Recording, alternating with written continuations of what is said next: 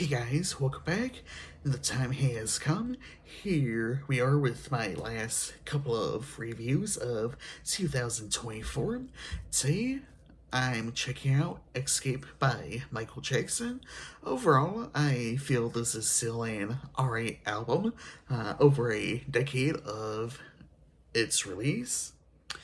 This album would be his second posthumous album that was released on May 9th, 2014.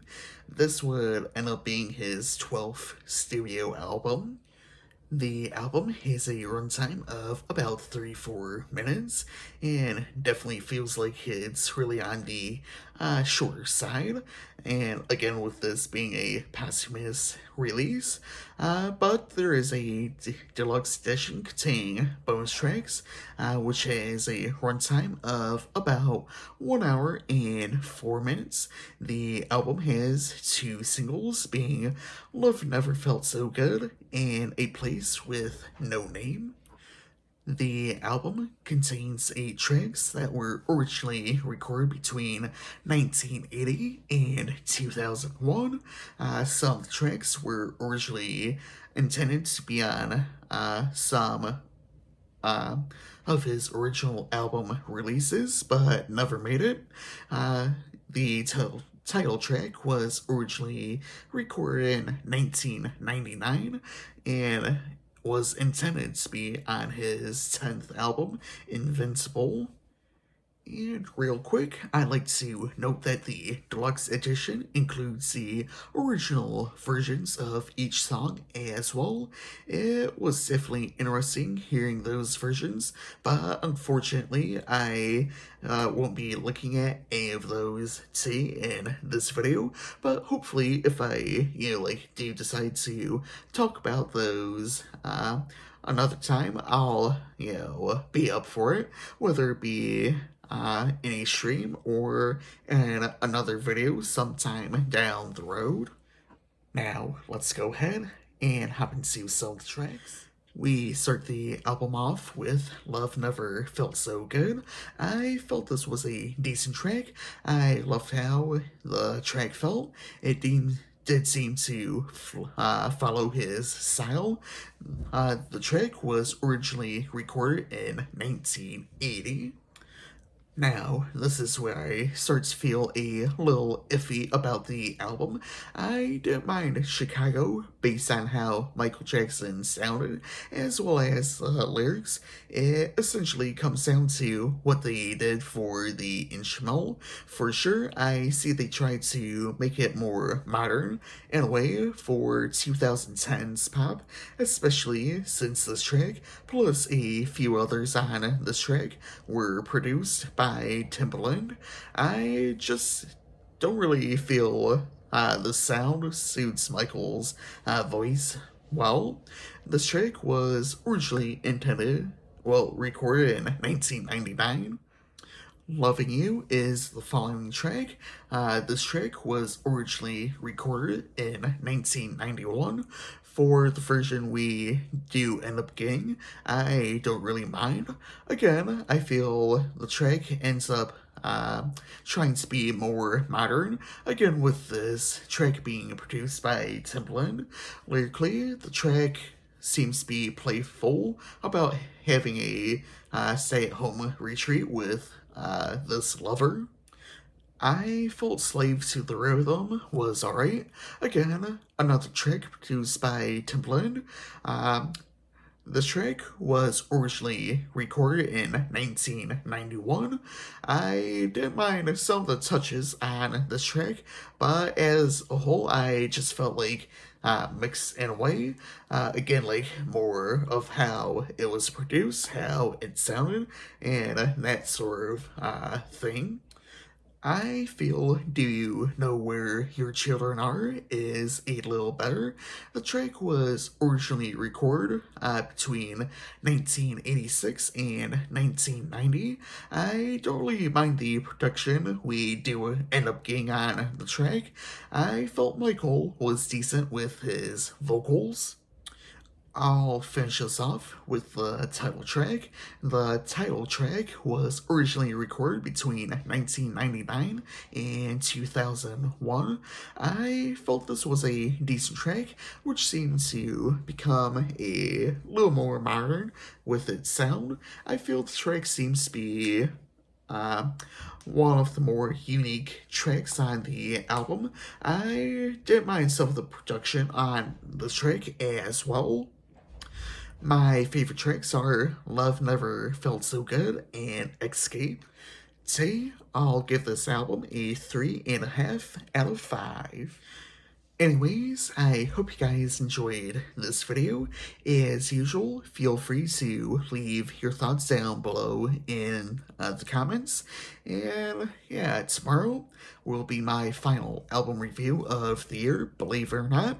And I can't believe that I'm recording that video, or have already recorded that video at the time it comes out tomorrow. But for sure, it's gonna be interesting doing one last review for the year. And finishing off 2024, I'll be looking at Ghost Stories by Coldplay. Hey guys, welcome back. I hope you all are doing well. For my last review of 2024, I'm looking at Ghost Stories by Coldplay. I can't believe that the time has already come, but here we are. Now, let's go ahead and hop right into it. This is the band's 6th studio album that was released on May 19th, 2014. The album has a runtime of about 42 minutes and contains 5 singles. They are Magic, Midnight, A Sky Full of Stars, True Love, and Ink. Now, let's go ahead and hop into some of the tracks. We start the album off with Always in My Head. I didn't mind the track. I love the instrumental intro leading up into the verse. Lyrically, the track seems to be about having that one person on your mind all the time. All you can do is think of them and wonder what they're doing and where they're at. Just that sort of thing. I loved Magic. It seems like such a playful track.